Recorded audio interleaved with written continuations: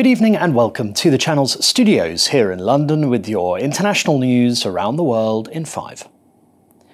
Ukraine's President Volodymyr Zelensky says 41 people have been killed in a Russian missile attack on the Ukrainian city of Poltava. He says that at least 180 have been injured and that missiles hit the territory of an educational institution and a nearby hospital. Video uploaded to social media shows a huge hole in a building with rubble and debris covering the ground nearby. Local reports say the attack happened just as people were evacuating to a bomb shelter. Meanwhile, Russian President Vladimir Putin has arrived in Mongolia on his first visit to an International Criminal Court member since it issued a warrant for his arrest last year. He was welcomed by Mongolia's leader at a lavish ceremony in the Asian nation's capital.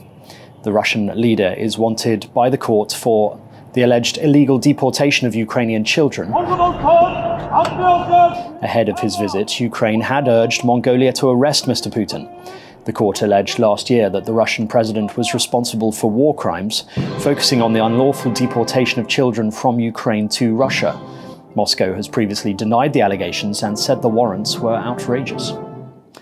The Ugandan athlete Rebecca Cheptegei is in a critical condition in a Kenyan hospital after allegedly being doused with petrol and set on fire by a former boyfriend. Police said the 33-year-old marathon runner who competed at the recent Paris Olympics had suffered burns to more than 75% of her body. She was attacked at her home in western Kenya, where she had been training. There are concerns about the increasing cases of violence against female athletes in Kenya, some of which have resulted in death. An attempt by inmates to break out of a high-security prison in the capital of the Democratic Republic of Congo, Kinshasa, has led to the deaths of 129 people. Interior Minister Shabani Laku said that 24 prisoners had died of bullet wounds. Most of the others died from suffocation as a result of a crush during the breakout at Makala prison. Despite reports of mass casualties emerging on Monday, the government had initially said that only 2 people had died. The UK has suspended some arms sales to Israel, saying there is a clear risk the equipment could be used to commit serious violations of international law. Foreign Secretary David Lammy said the UK would be suspending 30 out of 350 arms export licenses to Israel, affecting equipment such as parts for fighter jets, helicopters and drones. An Israeli minister said the decision sent the wrong message and was disappointing, but human rights group Amnesty International UK called the suspension too limited. Mr. Lammy said the UK continued to support Israel's right to defend itself, and this did not amount to an arms embargo.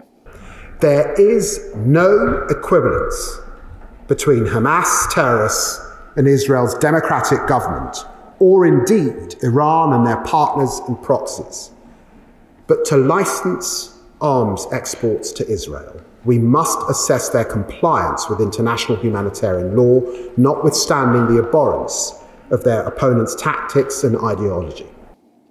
Hong Kong's flagship airline Cathay Pacific has cancelled dozens of flights after a plane heading from the city to Zurich was forced to turn around due to an engine component failure. The company says it has now inspected all 48 of its Airbus A350s and found 15 aircraft with faulty parts that needed to be replaced. The plane's Trent XWB-97 engines were made by British engineering giant Rolls-Royce. Since Monday, Cathay Pacific has cancelled almost 70 flights. The airline said the disruptions will continue until at least Saturday.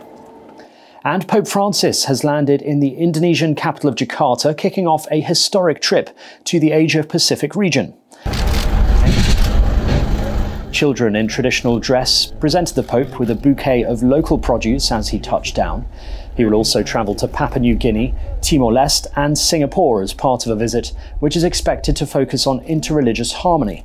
The 12-day trip will mark the longest time the pontiff has spent away from the Vatican, and it comes despite the fact that the 87-year-old has been battling health problems recently and using a wheelchair in recent months. And that's your international news around the world in 5. Now back to the channel's studios in Lagos.